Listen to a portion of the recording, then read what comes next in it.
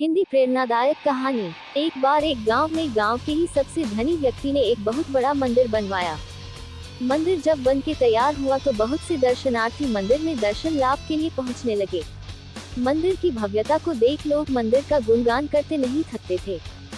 समय के साथ मंदिर की ख्याति जाने माने मंदिरों में होने लगी और दूर दूर से लोग दर्शन लाभ को मंदिर में पहुंचने लगे।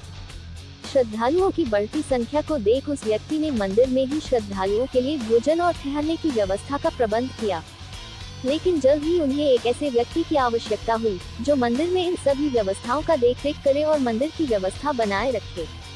अगले ही दिन उसने मंदिर के बाहर एक व्यवस्थापक के लिए नोटिस लगा दिया। नोटिस को देख कई लोग उस धनी व्यक्ति के पास आने लगे। लोगों को पता था कि यदि मंदिर में व्यवस्थापक का काम मिल जाएगा तो वेतन भी बहुत अच्छा मिलेगा। Read motivational stories collection. लेकिन वह धनी व्यक्ति सभी से मिलने के बाद उन्हें लौटा देता और सभी से यही कहता कि मुझे इस कार्य के लिए एक योग्य व्यक्ति चाहिए जो मंदिर की सही से देखरेख कर सके। बहुत से लोग लौटाए जाने पर उस धनी पुरुष को मन ही मन गालियां देते। कुछ लोग उसे मूर्ख और पागल ही कह देते थे, लेकिन वह किसी की बात पर ध्यान नहीं देता और मंदिर के व्यवस्थापक के लिए एक धनी व्यक्ति की खोज में लगा रहता। वह व्यक्ति रोज सुबह अपने घर की छत पर बैठकर मंदिर में आने वाले दर्शनार्थियों को देखा करता। एक दिन एक बहुत ही गरीब व्यक्ति मंदिर में भगवान के दर्शन को आया। धनी व्यक्ति अपने घर की छत पर बैठा उसे देख रहा था। उसने फटे हुए और मैले कपड़े पहने थे। देखने से बहुत पढ़ा लिखा भी नहीं लग रहा था। जब वह भगवान का दर्शन करके जाने लगा तो उस धनी व्यक्ति ने उसे अपने पास बुलाया और कहा, क्या आप इस मंदिर की व्यवस्था संभालने का काम करेंगे? Best inspiring Hindi story. धनी व्यक्ति की बात सुनकर वह काफी आश्चर्य में पड़ गया और हाथ जोड़ते हुए बोला, सेठ जी, मैं तो बहुत गरीब आदमी हूँ और पढ़ा लिखा भी नहीं हूँ।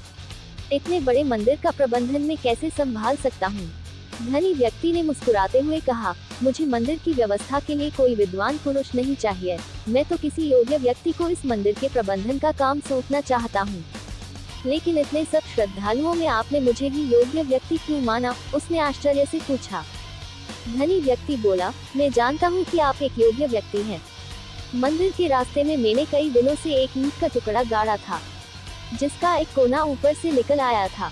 मैं कई दिनों से देख रहा था कि उस ईंट के टुकड़े से कई लोगों को ठोकर लगती थी और कई लोग उस ईंट के टुकड़े से ठोकर खाकर गिर भी जाते थे, लेकिन किसी ने भी उस ईंट के टुकड़े को वहां से हटाने की नहीं सोची। आपको उस ईंट के टुकड़े से ठोकर नहीं लगी, लेकिन फिर भी आपने उसे देखकर वहां से हटाने की सोची। मैं देख रहा था कि आप मजदूर से फावड़ा लेकर गए और उस टुकड़े को खोदकर वहां की भूमि समतल कर दी। धनी व्यक्ति की बात सुनकर उस व्यक्ति ने कहा, मैंने कोई महान कार्य नहीं किया है। दूसरों के बारे में सोचना और रास्ते में आने वाली दुविधाओं को दूर करना तो हर मनुष्य का कर्तव्य होता है। मैंने तो बस वही किया जो मेरा कर्तव्य था। धनी व्यक्ति ने मुस्कुराते हुए कहा, अपने कर्तव्यों को जानने और उनका पालन करने वाले लोग ही योग्य लोग होते हैं। इतना कहकर धनी व्यक्ति ने मंदिर प्रबंधन की जिम्मेदारी उस व्यक्ति को सौंप दी। दोस्तों, कोई हमें नहीं देख रहा हो तो भी हमें अपना कर्तव्य नहीं भूलना चाहिए। दोस्तों, कैसी लगी ये कहानी हमें कमेंट करके जरूर बताएं। और भी बहुत सारी हिंदी कहानियाँ, मोटिवेशनल कहानियाँ, अच्छी कहानियाँ और प्रेरणादायक कहानियाँ पढ़ने के लिए हमारे चैनल को सब्सक्राइब करें। बहुत बहुत धन्यवाद।